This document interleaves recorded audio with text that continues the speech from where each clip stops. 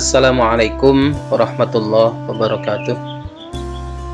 Bapak Ibu dosen, rekan-rekan mahasiswa mahasiswi, para penulis dan peneliti yang berbahagia, merespon beberapa pertanyaan yang disampaikan kepada tim editorial terkait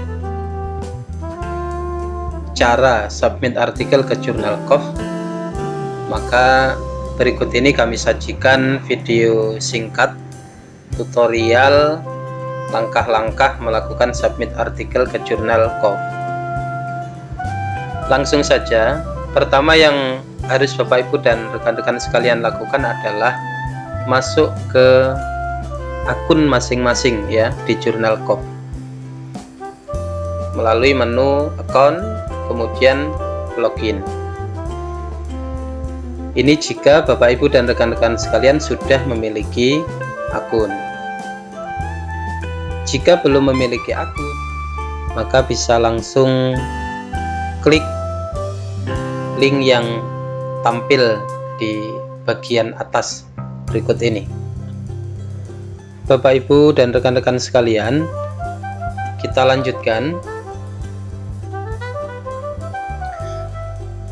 Langsung login. Nah, ini halaman pertama yang disuguhkan oleh OJS Jurnal COV ketika Bapak Ibu dan rekan-rekan sekalian selesai login. Untuk melakukan submit artikel, maka silahkan Bapak Ibu dan rekan-rekan sekalian klik tombol New Submission.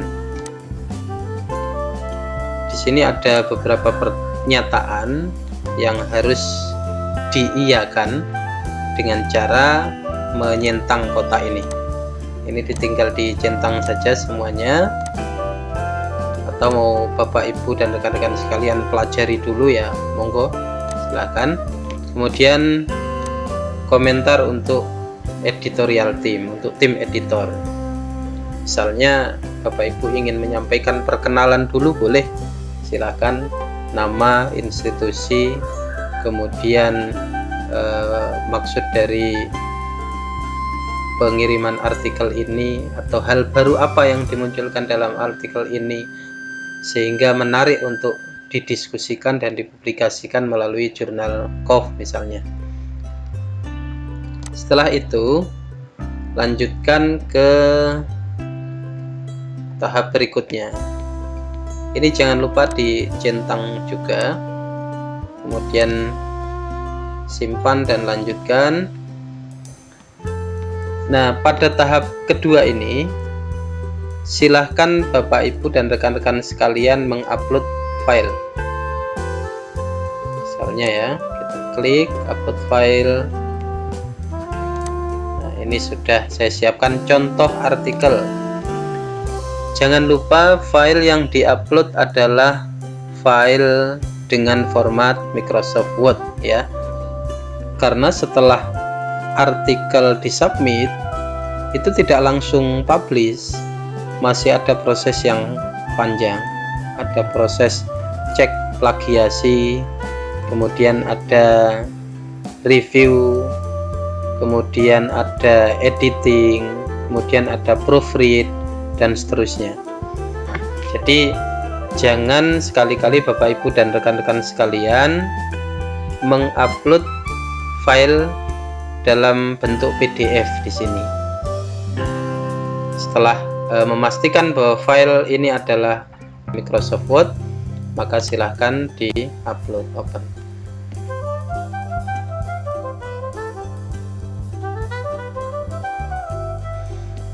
Tahap kedua sudah selesai, lanjut ke tahap berikutnya.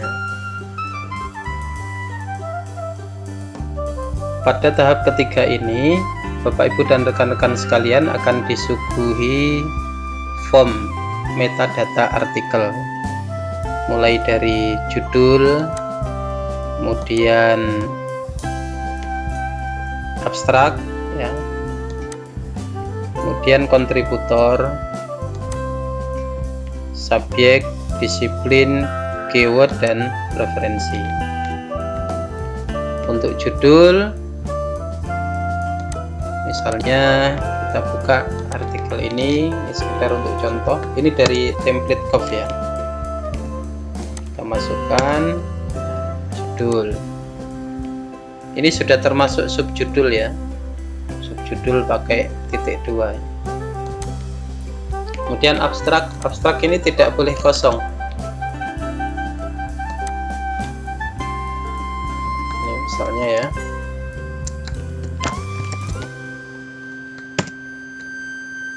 (150) sampai 250 atau sampai 200 kata saja cukup. Ya, boleh. Nah, setelah itu kontributor.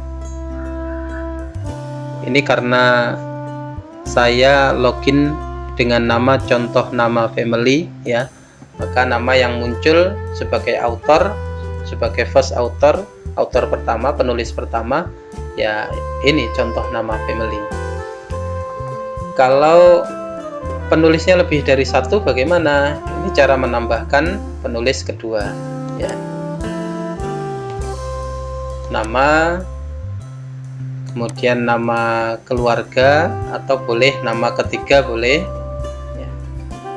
Kemudian kontak, ini emailnya, kemudian country negaranya, homepage ini jika second author tadi sudah memiliki akun Google Scholar bisa dimasukkan di sini, dan jika sudah memiliki akun ORCID maka ID-nya masukkan di sini. Afiliasi ini adalah institusi tempat mengabdi.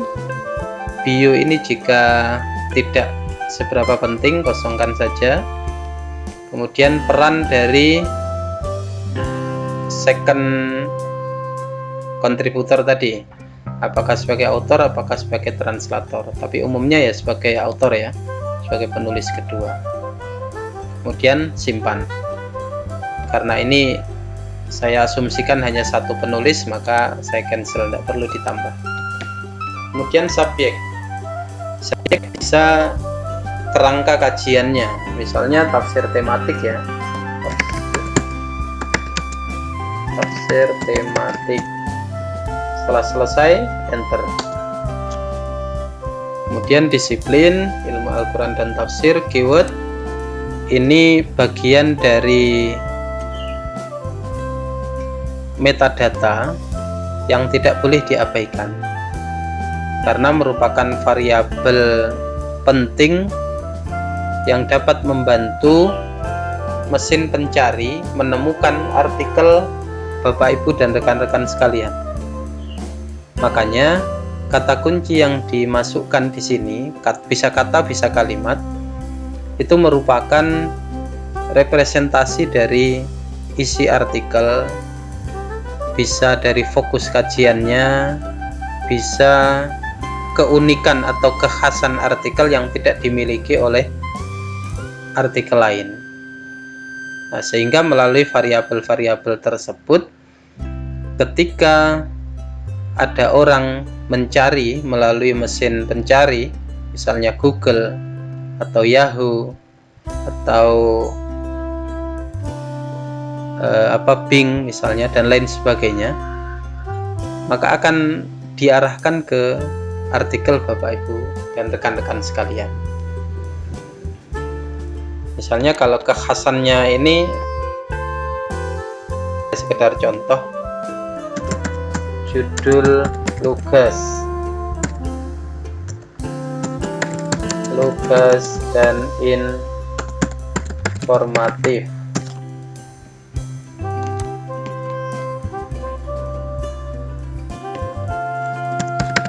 Cetak tebal.